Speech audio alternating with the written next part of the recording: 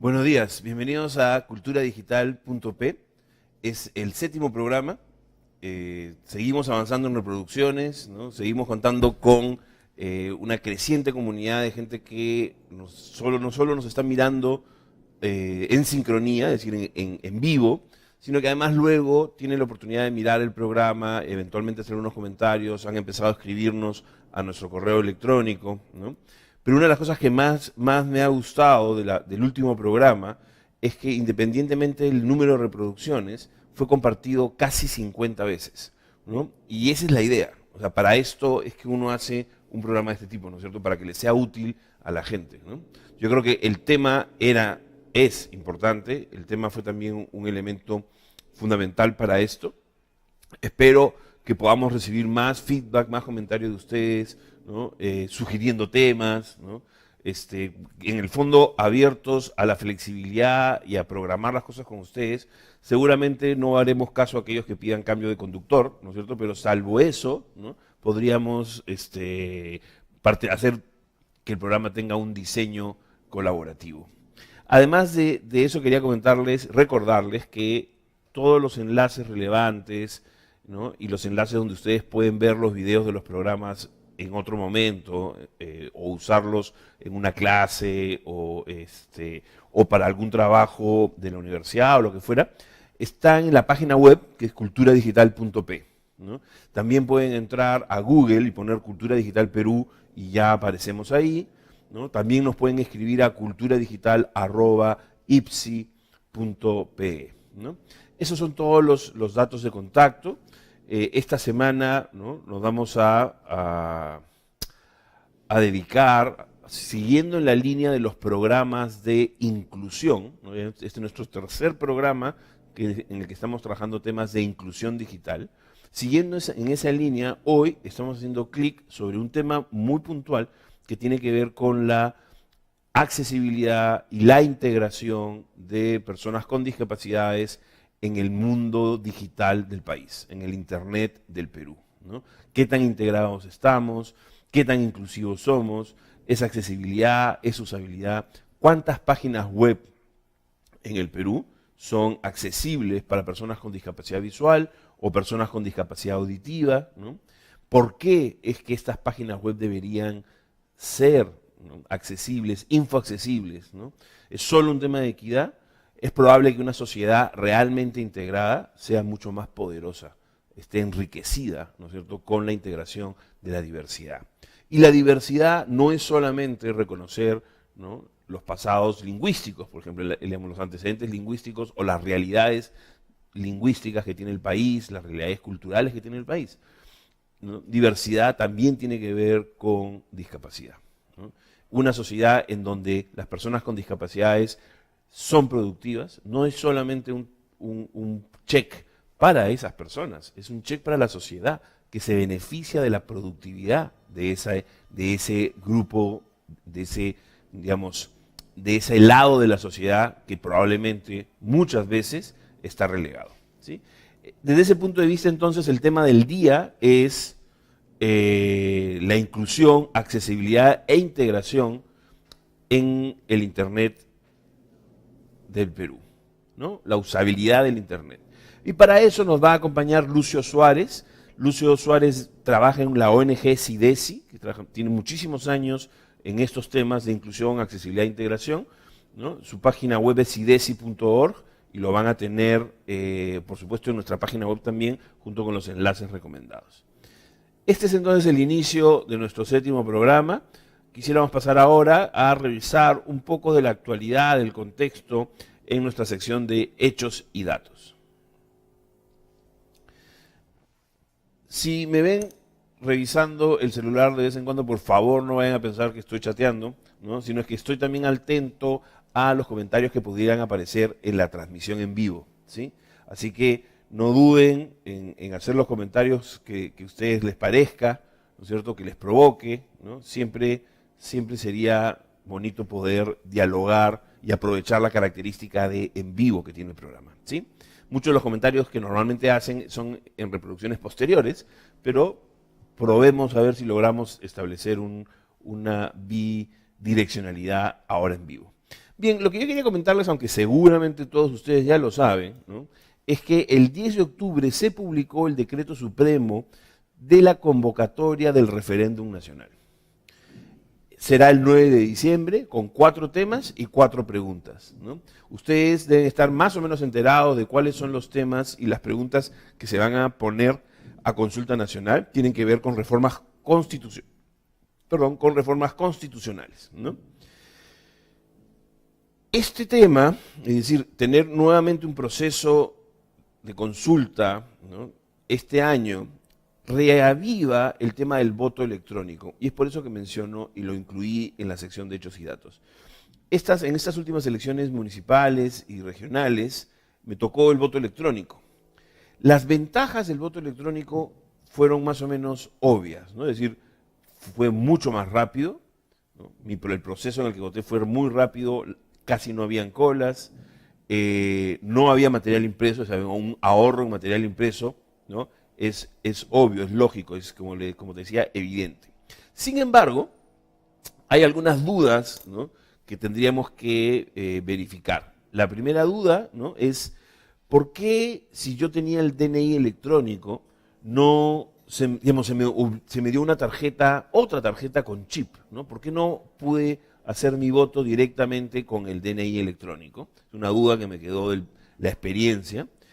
Y la otra es, ¿por qué no me dieron un comprobante de mi voto? Es decir, así como cuando voté, se imprimió un papelito y ese papelito lo puse en el ánfora, ¿no?, hubiera sido espectacular, ¿no?, tener un papelito, un comprobante de mi voto, y que yo pudiera luego entrar en línea y consultar cuál fue mi voto, y que mi voto esté igual registrado, y entonces yo pueda también saber que no ha habido ninguna manipulación.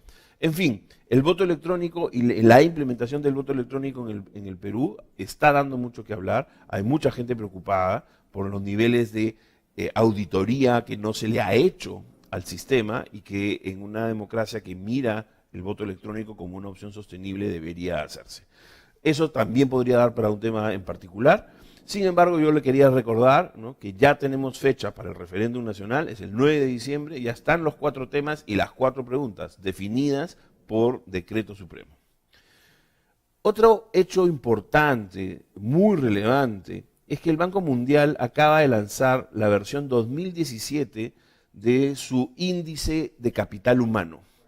El índice de capital humano es un indicador que busca comparar y analizar las estrategias y políticas públicas nacionales en relación a la educación y la salud de la gente en un país.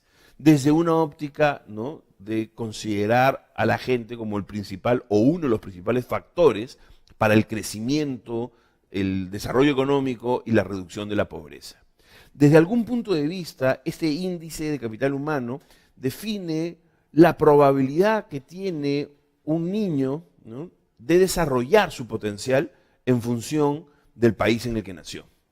El ideal es que el índice llegue lo más cercano posible a 1, ¿no? Y claro, el Perú está en este momento en 0.59, ¿no? Quiere decir que comparado con otros países, ¿no?, la probabilidad de que un niño de cualquier parte del país pueda desarrollar completamente su potencial no llega ni al 60%. Sí vale la pena mirar que la diferencia entre el índice de capital humano del Banco Mundial del 2017, masculino y femenino, es en este caso positivo hacia femenino. Es decir, hay 3 puntos porcentuales, ¿no?, mejores en el caso de ser mujer en el Perú en cuanto a este índice de capital humano. Esto nos da una mirada, nos ayuda digamos, nos incentiva a hacer un clic en el índice, en el estudio, en la forma de hacer su cálculo. Aunque no es estadísticamente correcto y el mismo Banco Mundial no lo plantea, el índice, que es un constructo estadístico, no lo plantea con el objetivo de hacer rankings, ¿sí? Yo no pude con mi deformación profesional y armé un ranking muy rápido, gracias a que la información está publicada en Excel, en la página web que estará enlazada en la sección de nuestro website a partir de mañana. Y encontré que el Perú se encuentra en el puesto 72 de 157 países que participaron de este ranking. Es decir, casi todo el mundo, ¿no es cierto? El Perú está un poquito debajo, ¿no es cierto?, de media tabla, ¿no? Es el noveno país en América Latina, ¿no? Eso también es un indicador que nos puede llevar a darnos cuenta, comparativamente hablando, cómo estamos. El indicador da para más, porque hay subíndices, o sea, hay indicadores de salud, indicadores de aprendizaje, indicadores de asistencia, ¿no?, educativos, de asistencia escolar. Es interesante también que en el Perú tú tienes la probabilidad de llegar a 12 años de escolaridad, es muy alta, ¿no? Es de más del 95, 96%, 97%, 98%. Sin embargo, esos 12 años de escolaridad solo se representan, o sea, solo reflejan aprendizajes por 8 años de escolaridad. Es decir, nuestro sistema escolar tiene un atraso de 4 años. En realidad, cada 12 años de escolaridad en el Perú dejan al niño con conocimientos equivalentes a 8 años de escolaridad. Es casi como haber ido por gusto 4 años, ¿no?, a la escuela. Eso es dramático y también abre agendas para hacer clic sobre este tema puntualmente, ¿no? Y como en una sociedad de la información y el conocimiento, este tipo de cosas son, yo no diría catastróficas, ¿no?, sino casi criminales. Algo interesante que encontré esta semana, ¿no?, tiene que ver con un minuto en el Internet. ¿Qué sucede en un minuto en el Internet del 2018? Que además podemos comparar con qué sucedía en un minuto del Internet de 2017 y del 2016, ¿no? Hay una infografía, ¿no?, de Cumulus Media que hace un pie, ¿no?, y uno puede mirar algunos datos, los deben tener en pantalla, nosotros ya lo pasaron en pantalla. Ustedes van a poder encontrar cosas interesantes. Por ejemplo, en un minuto, ¿no?, se hacen 3.7 millones de búsquedas en Google. En un minuto, 3.7 millones de búsquedas. Se gastan $862.000 en compras en línea, en un minuto. Esto además es un poco más, eran como 750.000 el año pasado.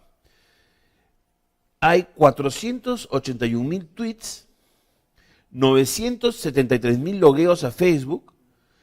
WhatsApp transmite 38 millones de mensajes en un minuto y se envían 187 millones de correos electrónicos en un minuto en el mundo, ¿no es cierto? Esto es importante, es interesante, ¿por qué? Porque para mucha gente el correo electrónico, ¿no?, está de capa caída. El correo electrónico ha sido reemplazado por las redes sociales. En realidad, esta infografía de Cumulus Media dice todo lo contrario. El rey sigue siendo el correo electrónico. No hay nada que se haga tanto en Internet como el correo electrónico, ¿no? Entonces, es un dato importante, es un dato interesante que recordaremos para conversarlo con algunos de nuestros invitados en el futuro. Nuestro último hecho y dato de la semana tiene que ver con el gigante del Internet, tiene que ver con Amazon. En un claro acto de convergencia, ¿no?, Amazon y la compañía de satélites Iridium han firmado una alianza. Yo aquí quisiera detenerme un ratito porque de repente la palabra convergencia no está necesariamente bien contextualizada para ustedes. En los 90 empezó una tendencia y la gente en el mundo de las telecomunicaciones empezó a hablar de la convergencia. Y la convergencia se daba a 3 niveles: convergencia de tecnologías, convergencia de servicios y terminaba por convertirse en convergencia de empresas. Dicho de otra manera, ¿no?, dicho en simple, las radios y las televisiones y los diarios uniéndose en una sola empresa, ¿no?, los equipos de fútbol uniéndose con los que hacían el merchandising, ¿no?, la convergencia de tecnologías, ¿no?, hacía que la diferencia entre, por ejemplo, la radio, la televisión y el Internet empezara a desaparecer. Y cada vez nos sea menos claro qué cosa estamos usando. Un ejemplo muy claro es hoy, este video, este programa, ¿no?, ¿es televisión? ¿No es televisión? Claramente es audiovisual y está en vivo, pero sucede sobre una plataforma en el Internet, sobre una red social, puntualmente en este caso sobre Facebook, ¿no? Entonces, la convergencia que empezó en los 90, ¿no?, lo que de alguna manera definía es que con el paso de los años, las diferencias entre digital y no digital van a terminar desapareciendo a tal punto que la palabra digital va a desaparecer. Y ya no va a ser necesario hablar de la televisión digital o de la radio digital o de la sociedad digital, porque cuando ya todo sea digital, ese adjetivo va a carecer de sentido práctico, ¿no? Entonces, la convergencia plantea eso y es como el antecedente de lo que hoy, ¿no?, se denomina Internet de las Cosas. Esta pequeña digresión, ¿no es cierto?, para regresar al tema de Amazon e Iridium. ¿Qué cosa finalmente está sucediendo en esta alianza? ¿Cuál es el producto? ¿Cuál es el bebé de la alianza entre Amazon y Iridium? Es un servicio que se llama Cloud Connect, ¿no? Es el servicio en nube con la conectividad. Esto quiere decir que a partir de esta alianza, digamos, cuando se lance el producto, digamos, comercialmente, pero el próximo año se espera, Amazon va a poder llegar al 80% del planeta, independientemente de que exista o no cobertura del teléfono celular o cobertura de acceso a Internet o una cabina pública.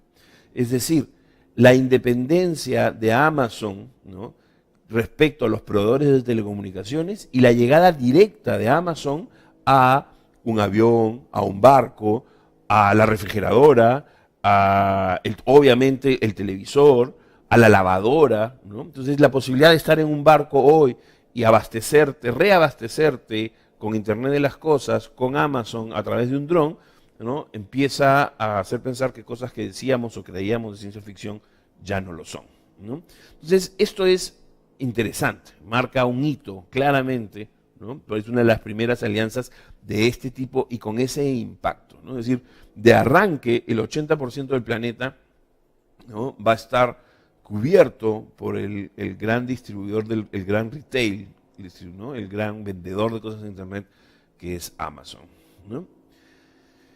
Esto fue Hechos y Datos, ¿no? Vamos a pasar a nuestro consejo digital de la semana. Nuevamente Jorge Copelo nos ayudó a encontrar un video adecuado al tema de la semana y en esta ocasión Jorge nos ha seleccionado un video tutorial de Jesús Vélez, ¿no?, que tiene un espacio en YouTube que se llama Smart, ¿no?, Smartes, y el video nos va a ayudar a configurar accesibilidad en un smartphone. Vamos entonces con el consejo de la semana.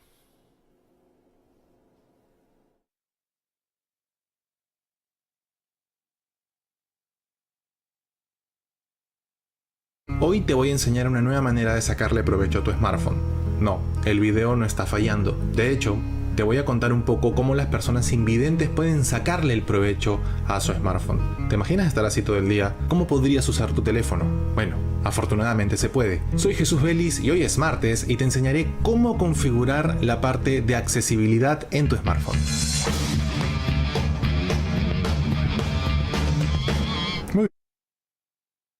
Muy bien, en el menú de configuración o ajustes buscamos la palabra accesibilidad y en el menú de accesibilidad encontramos un menú para visión, menú para audición y también para respuesta táctil mejorada. En el caso de la visión, por ejemplo, en la parte de TalkBack, que es esta de aquí, nos va a permitir escuchar cada uno de los comandos que podemos pulsar en la pantalla y así dar con el correcto. TalkBack ofrece respuesta hablada para las interacciones y funciones del dispositivo. En este caso le damos doble clic. TalkBack, mostrando elementos del 1 al 5 de 6. Podemos tener un acceso rápido al TalkBack, confirmación verbal de contraseña, por ejemplo, si quieres decir tus contraseñas en voz alta para entrar. Confirmación verbal de contraseña, confirmación de caracteres en altavoz cuando ingrese contraseñas, no seleccionado, casilla de verificación. Para acceder a cualquiera de estas opciones recuerda darle clic 2 veces. Seleccionado, no seleccionado, volver, volver. 2 toques siempre para activar o desactivar cualquier opción dentro de la barra de visión en la parte de accesibilidad. Podemos también acercar o alejar el zoom 3 veces tocando la pantalla para las personas que tienen, por ejemplo, dificultad de leer algún tipo de contenido. Lo que vamos a hacer ahora es terminar el TalkBack. Interruptor, alerta apagar. Sí. Y listo, salimos de ahí. Ahora regresamos a la parte de audición y podemos tener la chance de subtítulos en la configuración de video alerta de flash. Si queremos, por ejemplo, recibir notificaciones y usar el flash del dispositivo, porque es mucho más luminoso, desactivamos también todos los sonidos, aplicamos sonido estéreo o mono, lo que queramos, y aplicamos el balance. Y en el caso de motor y cognición, por ejemplo, la respuesta táctil puede ser un poco más larga o mucho más larga también. En mi caso lo voy a poner en corto. En el caso del Touch Assistant podemos también añadir una función para subir o bajar el volumen, para encender o apagar el equipo o para ir al menú inicio, además de capturar pantalla, ir de frente al menú de accesibilidad y hacer pinch zoom para todo tipo de objetivo. En este caso, área de control táctil me va a permitir establecer una zona dentro de la pantalla para poder hacer algún tipo de acción. Si por ejemplo toco en la esquina inferior derecha, puedo aplicar talkback, zoom táctil, fijar pantalla, pantalla reducida. Puedo escoger cualquier parte de la pantalla para ejercer esta acción. Como ves, el asunto es muy sencillo para las personas que tienen problemas tanto auditivos como sensoriales, así como los de visión.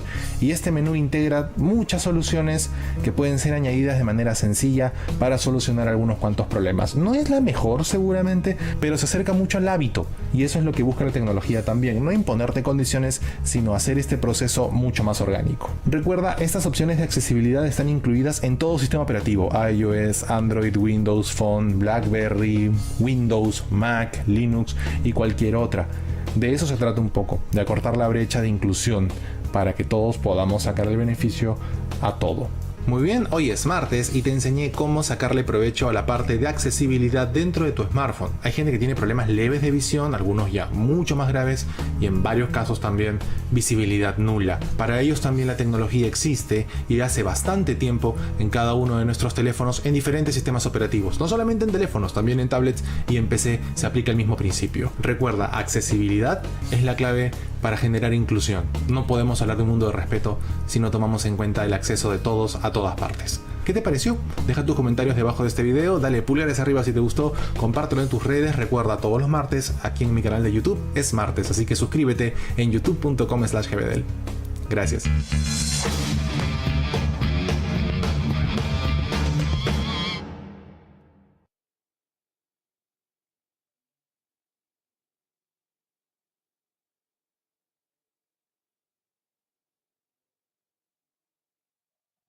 Perfecto. Muchísimas gracias entonces nuevamente a Jorge Copelo. Ya saben que si alguno de ustedes quiere compartir algún tip, algo no solo que quieren aprender a hacer o que saben hacer y que quieren compartir con nosotros, pueden escribirnos un comentario en la plataforma de video, digamos, en este momento, con sincronía, en vivo, o nos pueden escribir un correo electrónico a culturadigital@ipsi.p. Ya estamos con nuestro invitado esta semana, con Lucio Suárez, de la ONG SIDESI. Bienvenido, Lucio. Gracias a ti, Sandro. Muchas gracias. Es un placer tenerte aquí y que nos des un poco la oportunidad de conocer lo que hace SIDESI, ¿no? Desde cuándo, cuáles son sus líneas de acción. De acuerdo. SIDESI es una ONG, es una organización que digamos que se enfoca en el tema de la inclusión de personas con discapacidad visual, pero en un aspecto fundamental, que es el tema del acceso a la información. Y por supuesto, en el momento en que aparecen las tecnologías accesibles, se hace, digamos, un pilar fundamental, ¿no es cierto?, en nuestra actividad. Entonces, no hacemos cuestiones en temas de visión o de rehabilitación, sino todo lo que tiene que ver con el acceso a la información, al contenidos, a recursos de información. Perfecto. Y desde esa lógica, ¿no es cierto?, desde ese corte, que para el programa es fundamental, porque el programa lo que busca en verdad es construir una conciencia sobre lo que es ser o convertirse en una sociedad de la información y el conocimiento, ¿sí? Claro. Desde esa lógica de acceso a la información, digamos, ¿es correcto decir usabilidad, accesibilidad? ¿Cuál es la palabra que tú crees y desde SIDESI, ¿no?, creen que es la que debemos mover? Ya, a ver, usabilidad está definida como, digamos, la facilidad que tiene un usuario en general, independientemente de lo que, digamos, de alguna característica. Y más bien se enfoca al producto, al hardware o software. Okay. ¿En qué medida un usuario puede extraerle? Ahora, accesibilidad sí tiene que ver con, digamos, los grupos que experimentan algún tipo de limitación, sea por razones de discapacidad, digamos, alguna otra limitación. Por ejemplo, otro factor puede ser el tema de la edad, digamos, ¿no? Es claro. No, de todas maneras, si uno plantea, por ejemplo, la producción de contenidos digitales, tener claro cuál es la edad es fundamental. Pero por supuesto también tener claro la discapacidad. Sin duda, Entonces, claro. si entendí bien, cuando hablamos de usabilidad estamos hablando efectivamente de tener cuidado sobre la experiencia, ¿no? Que hace Usuario. menor o mayor, sencilla la experiencia en sí, pero en el fondo accesibilidad no es variaciones en la experiencia, sino accesibilidad habla de se va a poder usar o no se va a poder usar. Así es. Esa es la diferencia. ¿En qué medida hay una barrera ahí que podría impedir a un usuario acceder, digamos, al uso, ¿no? Al recurso, digamos?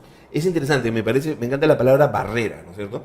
Es decir, cuando nosotros hacemos un aplicativo, una app, o hacemos un sitio web, y ese sitio web no tiene los estándares de accesibilidad, lo que hemos creado en realidad es una barrera para gentes con discapacidad, en este caso, por ejemplo, visual, pero también podría ser, por supuesto, auditiva. Así es, que experimente alguna limitación. Mira, hay que recordar que en gran medida el uso actual de la tecnología de la información es un tema de interfaces, ¿no es cierto? Los que desarrollan y los que crean, de todas maneras hay una parte, una fase en el desarrollo del producto que tiene que ver con la interfase, con cómo va a utilizar ese usuario. El problema es que los desarrolladores, los que crean, no necesariamente consideran que hay una diversidad entre los usuarios. Fíjate, un router, por ejemplo, para comunicarse con otro router, no necesita muchas interfaces, ¿no es cierto? ¿Por qué? Porque su comunicación es a nivel de bits, ¿no es cierto?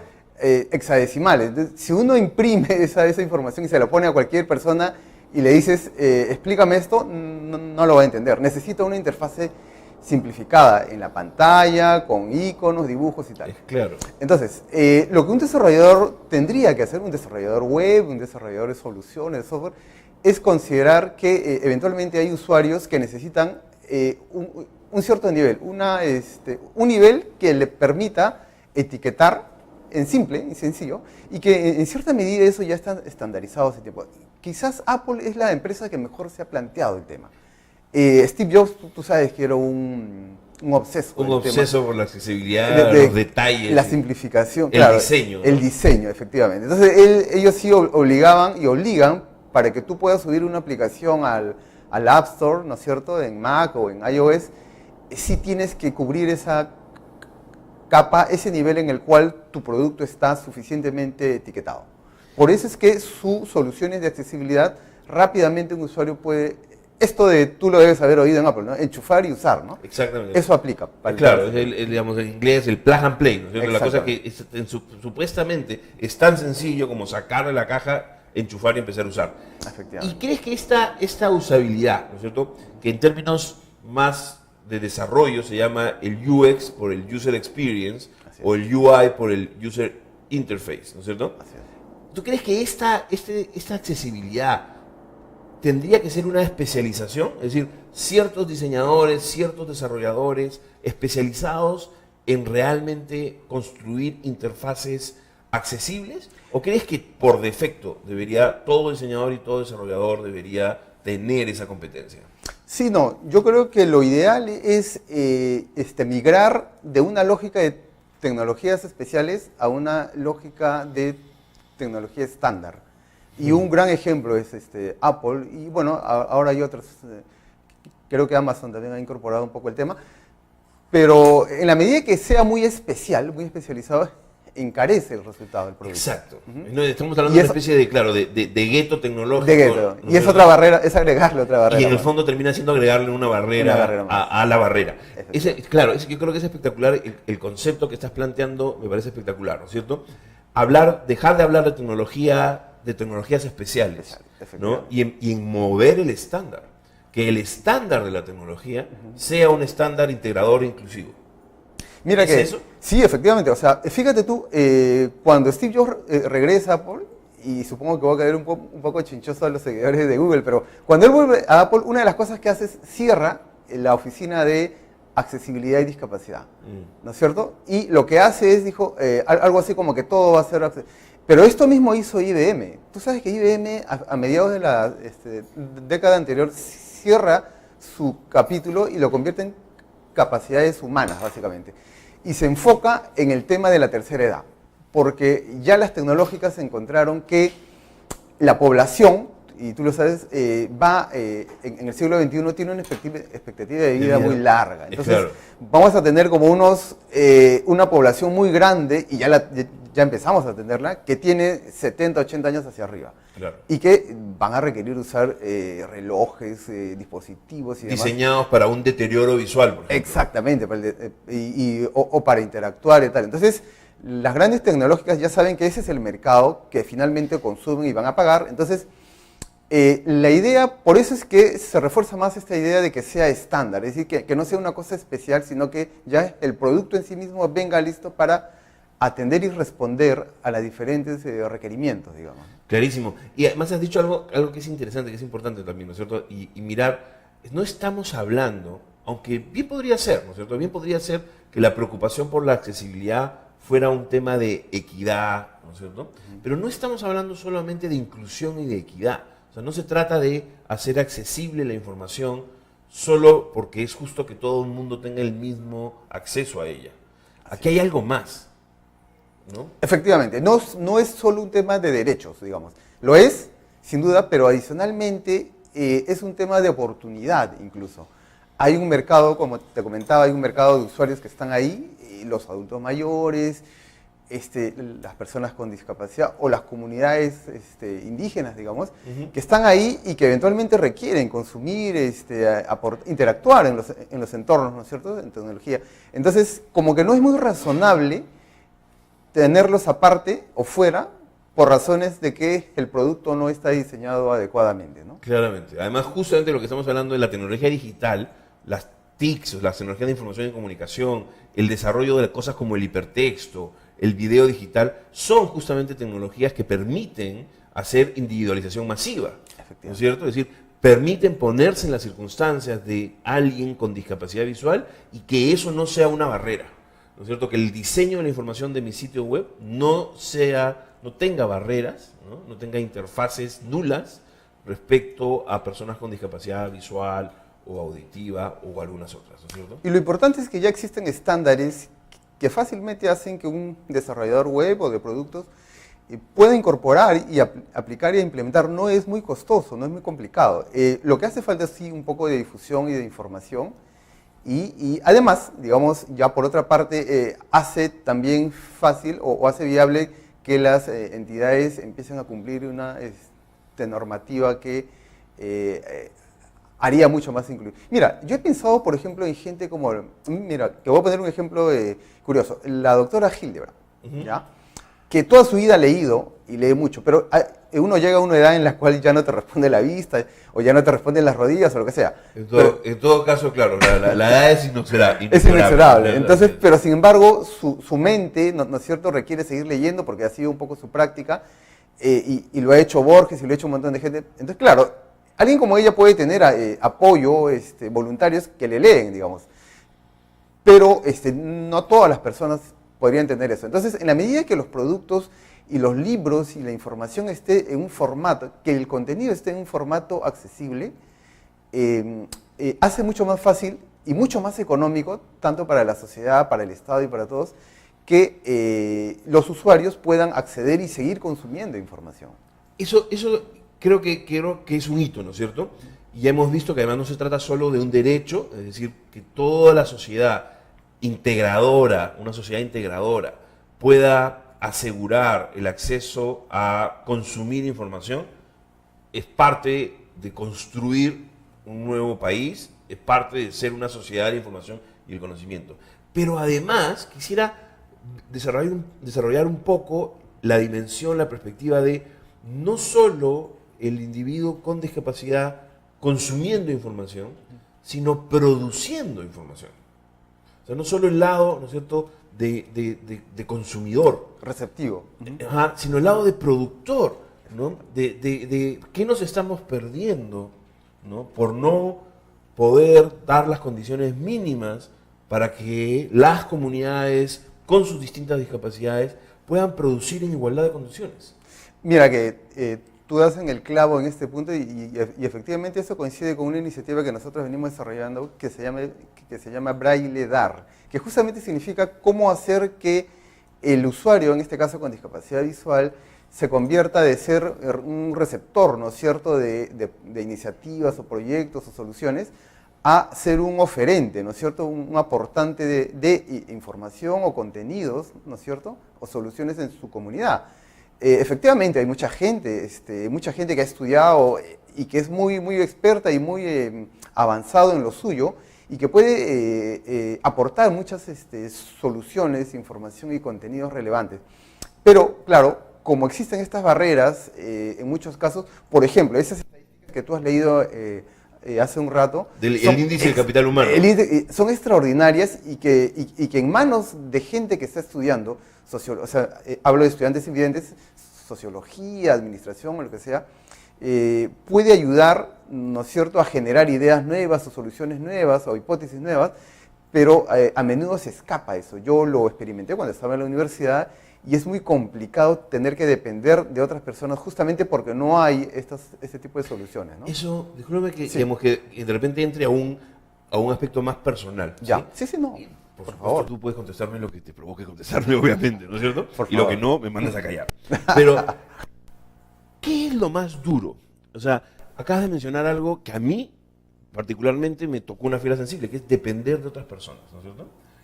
De repente eso es en tu experiencia de estudiante, ¿no?, con discapacidad visual. ¿Qué era la parte más dura? ¿La falta de material de información? ¿Esas barreras que mencionabas? Sí, efectivamente. Tú sabes que cuando uno está estudiando en la universidad, uno tiene un ritmo de lecturas y ¿no es cierto?, de responder a trabajos, investigaciones con un tiempo determinado. Y entonces, una gran limitación justamente es eso, es poder acceder a información y luego poder desarrollarla, ¿no? Entonces, claro, en mi época usábamos una grabadora de mano y demás, ¿no? Claro. Ahora hay muchos más recursos, pero de todas maneras hay cierta información que no está en digital, que no está en... Y a propósito, aquí hago un break, sería importante que la Biblioteca Nacional, como parte, ¿no es cierto?, del depósito legal, sería importante que una parte importante de los contenidos que se ponen en el depósito legal eso ya simplificaría mucho, hasta económicamente, ¿no es cierto?, totalmente, al mismo Estado. Entonces, esa limitación sí es clave en una persona invidente. Es lo que yo le he llamado la indigencia de información. Es decir, siempre la noción del ciego ha sido históricamente la idea de una persona que necesita siempre ayuda, ¿no? Claro. Y entonces, claro, ya hay una etapa en la cual hay gente que estudia, que postula a la universidad, se rompe un año y tal, y postula, ingresa bien, pero una vez estando ahí, sigue experimentando esa necesidad de que alguien le lea. La mamá, el papá, el hermano, claro, qué sé yo. Entonces, eso, de todas maneras, tiene un impacto en el autoestima y en el desempeño de una persona con discapacidad. Totalmente. O sea, además, por supuesto, el desempeño tiene que, digamos, es más complicado. O sea, es, como tú decías, es barreras, nuevamente. Es el lograr un desempeño 10 sin poder tener el mismo acceso a la información, dependiendo de una persona que te lea, ¿no?, claramente ha sido un constrictor para tu propia experiencia de aprendizaje, ¿no? Sin duda. Y lo que tú planteabas para la Biblioteca Nacional, a mí me abre también la posibilidad de decir, ir un poco más allá, ¿no es cierto? Es decir, el Ministerio de Educación, todos los libros que el Ministerio de Educación compra para ser llevados a las escuelas, ¿no?, deberían también tener versión digital. Pero no solo porque está de moda, ¿no?, sino porque justamente, tú has hablado en el clavo, tener la versión digital de esos libros va a asegurar que personas con problemas o con discapacidades auditivas o visuales puedan aplicar tecnología que los ayude, o sea, a acceder a esa información.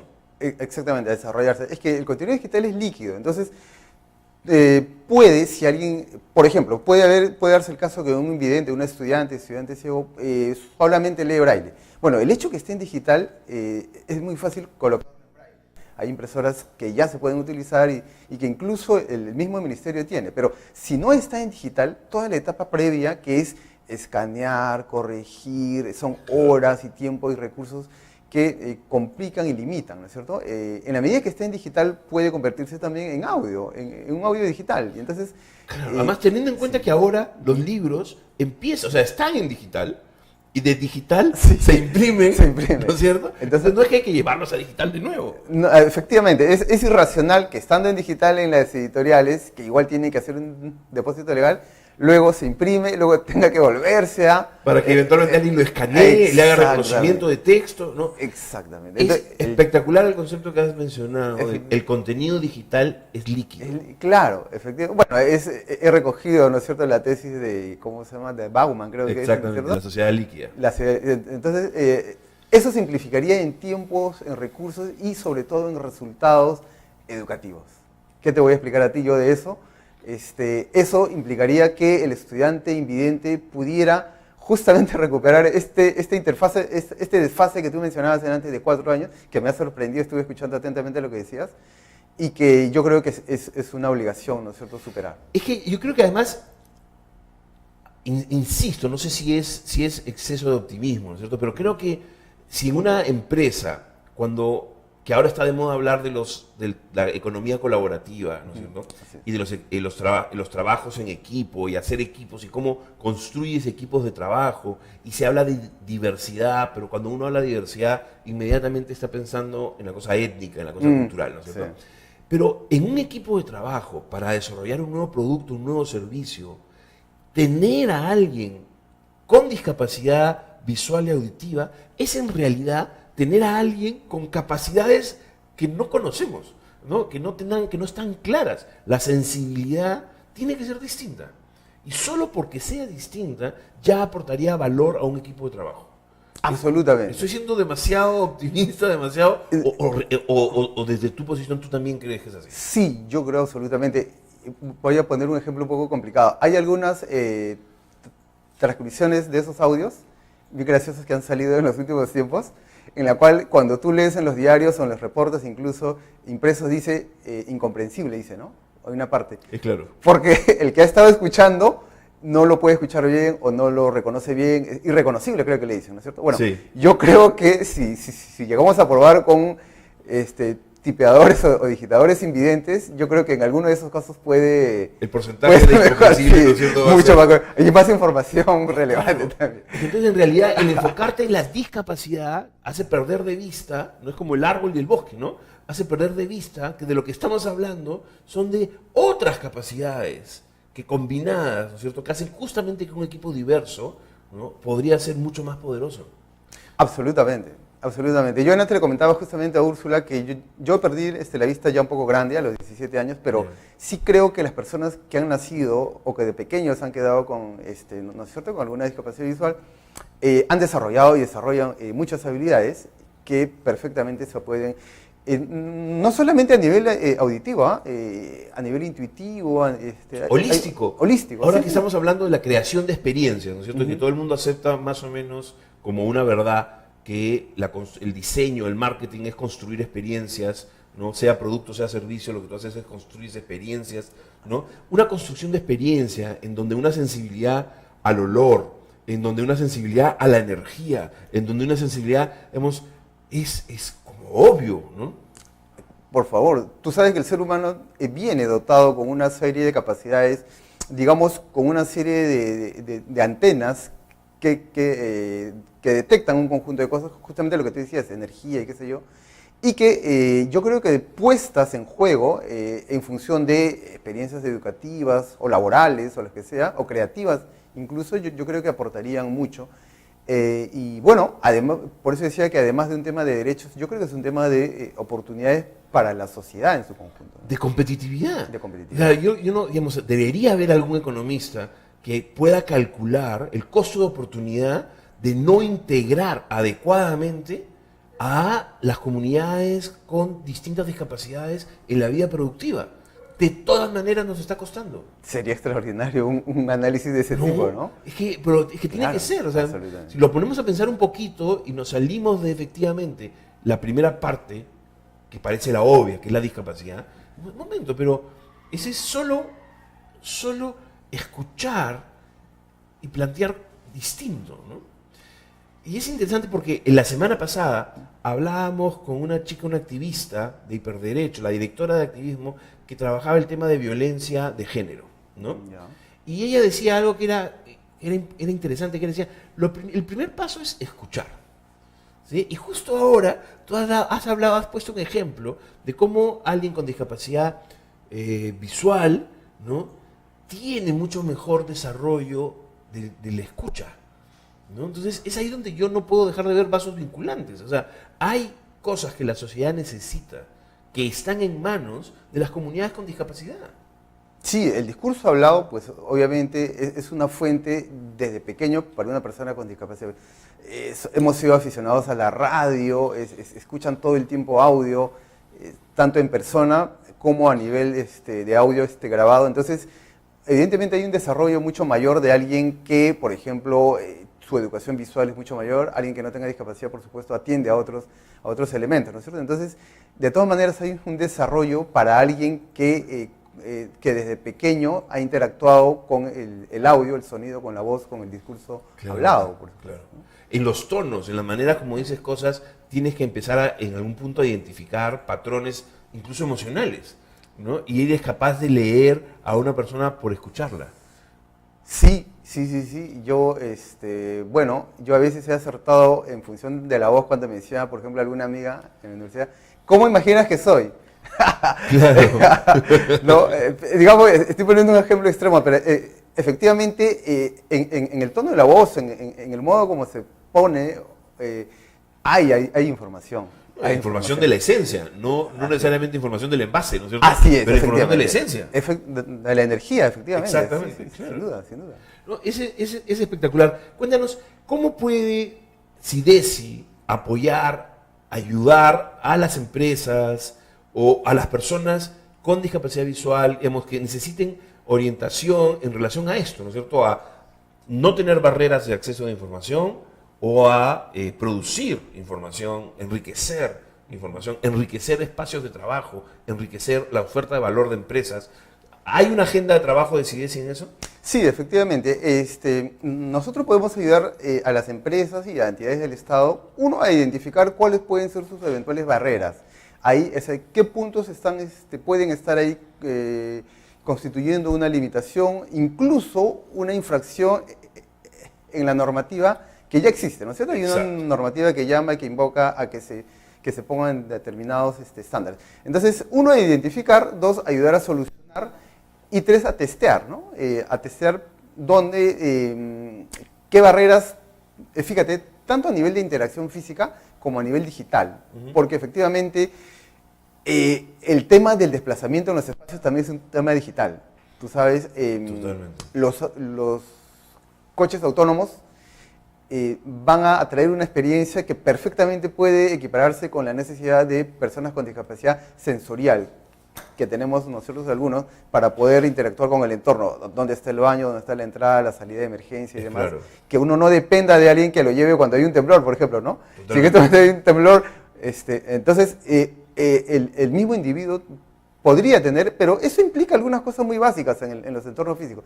Y creo que los recintos públicos tienen la obligación de ofrecer soluciones incluso digitales para ese tema. Claro, es que me parece que hay toda una gama de realidad virtual y de realidad aumentada aplicada a ese tipo de cosas que me parecería potentísimo, ¿no?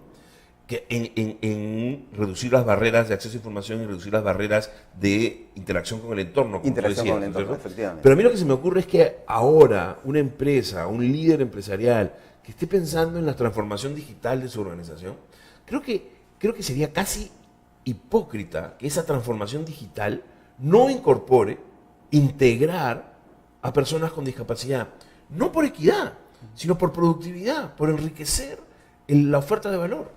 Sí, yo creo que eso es un reto, digamos, porque además lo que tú estás esbozando es una intuición que está basada en una experiencia extraordinaria que yo estoy seguro que tienes tú. Habría que plasmar eso en investigación, ¿no es cierto? Exacto. Que un experto, un manager, no sé, lo exprese en blanco y negro, porque efectivamente una empresa puede, por ejemplo, en sus equipos de creatividad, en sus equipos de sistemas, puede perfectamente incorporar opiniones que no necesariamente son, por decirlo así, esclavas de la vista, digamos, ¿no? Está totalmente. ¿No es cierto? ¿Cómo está atendiendo, por ejemplo, mi call center cuando llama a alguien, qué sé yo? a ver, ese tipo de respuesta o de actitud es bueno o no, ¿cómo lo ayudamos, no? ¿Cómo ayudamos a que esa respuesta verbal, ese discurso sea mejor? Entonces ahí eventualmente puede haber una opinión. Pero no solamente a ese nivel, ¿no?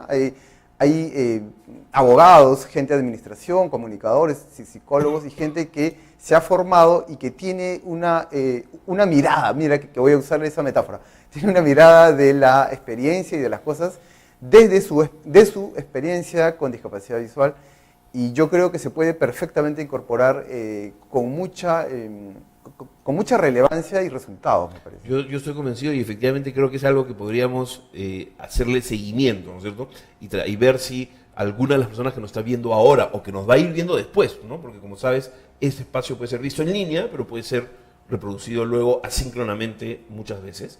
Creo que podríamos encontrar a alguien que esté dispuesto a decir, ok, quiero armar una unidad de innovación de verdad, ¿no? Una unidad de innovación en donde la perspectiva de género esté claramente definida, en donde por supuesto que lo cultural, intercultural, bilingüe esté definido, pero que también esté definido, ¿no? Con temas de discapacidad o de nuevas capacidades o de capacidades reorganizadas, ¿no? No sé cuál sería el término, pero sí, eso sería muy potente. Mira, eliminar las barreras para el sector con discapacidad visual simplifica y aumenta las posibilidades a todos. En general, unas rampas no solamente ayudan a una persona que usa silla de ruedas, ayuda a una persona, a una gerente ejecutiva que eventualmente está embarazada, o a alguien que por alguna razón se rompió la pierna. En el partido de fútbol del fin de semana se lastimó la pierna. Pero fíjate, incluso cuando empiezan a inundarnos de robots y de cosas autónomas y de coches, qué sé yo, para llevar cosas muy delicadas es más fácil llevarlo en un carrito, ¿no es cierto?, por una rampa, ¿no es cierto?, en lugar de cargar sobre las gradas, es claro, mucho más, o sea, por todos lados los resultados siempre ayudan y aumentan. Y antes que se pase el tiempo, Sandro, quería invocar a través del espacio que tú tienes, ayudarnos en el tema de los memes. Hay una gran demanda por parte de los estudiantes y usuarios con discapacidad visual en las redes que a veces comparten, ¿no es cierto?, los memes y no están descritos, a pesar que el Twitter ya incluye la posibilidad de que se describan, y nosotros tenemos una campaña que vamos a compartírtela y que de repente nos ayudas un poco a difundirla para que cualquier usuario de Twitter puede entrar y darle y hacerle una descripción muy simplificada, de tal manera que sea reconocible y accesible para los usuarios del lector de pantalla. Memes, ¿no es cierto?, con accesibilidad. Con accesibilidad, sí, efectivamente. Por favor, sí, comparte la campaña. Yo justo tenía una pregunta que se estaba quedando en el tintero, que tenía que ver con el gobierno, ¿no es cierto?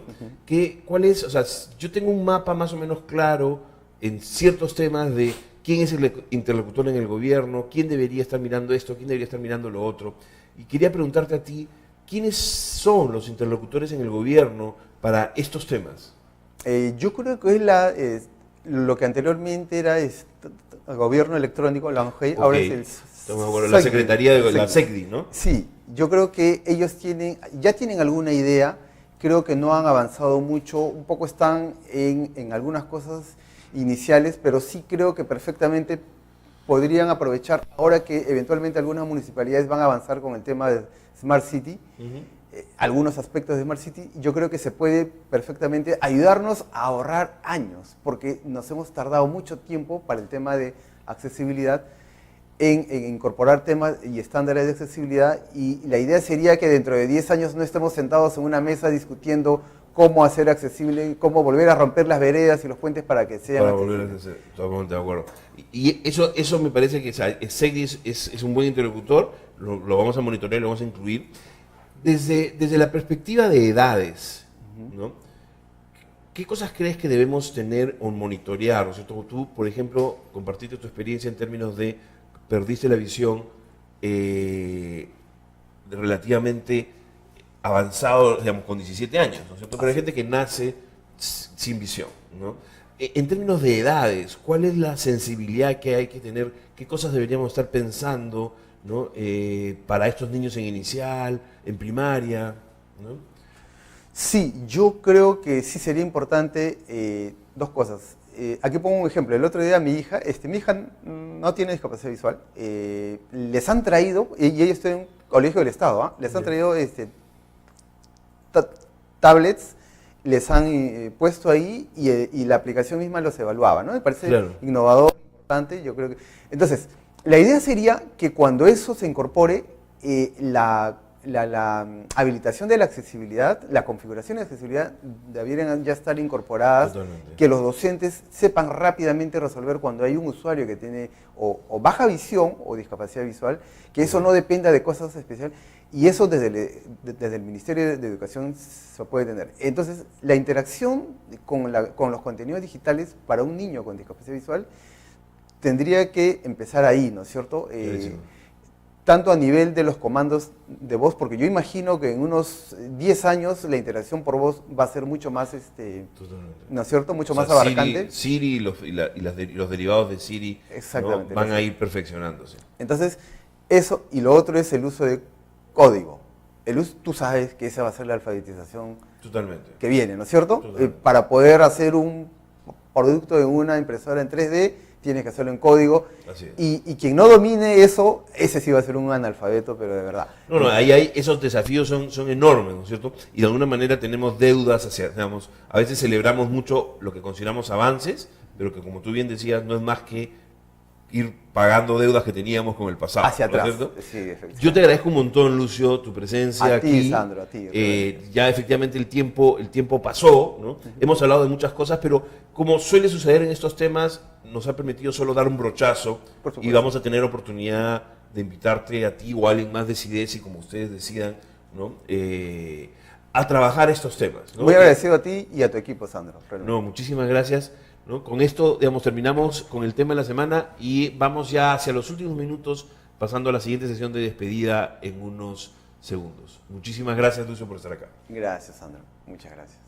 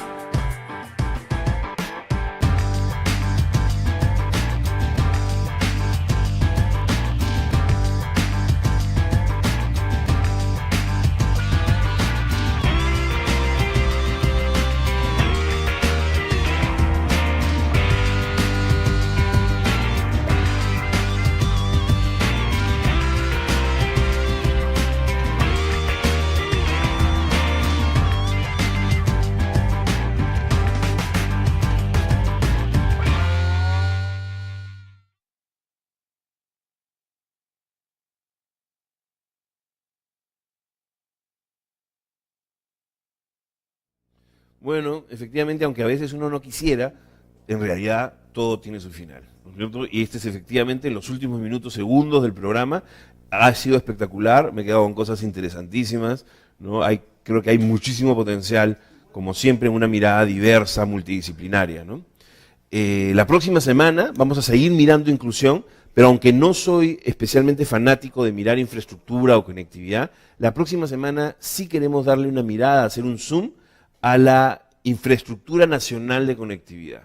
La próxima semana queremos darle una mirada a la red dorsal y a los proyectos regionales de banda ancha, ¿no? Creemos que ahí se está jugando, el Perú se está jugando muchas cosas, hay muchísimo dinero, ¿no? Hay muchísimas interrogantes sobre la productividad y la competitividad que este esfuerzo a nivel nacional debería haber generado y no estamos seguros o si eso está pasando o no. Entonces el tema de la próxima semana es eso, es banda ancha, infraestructura de conectividad para la inclusión, ¿sí?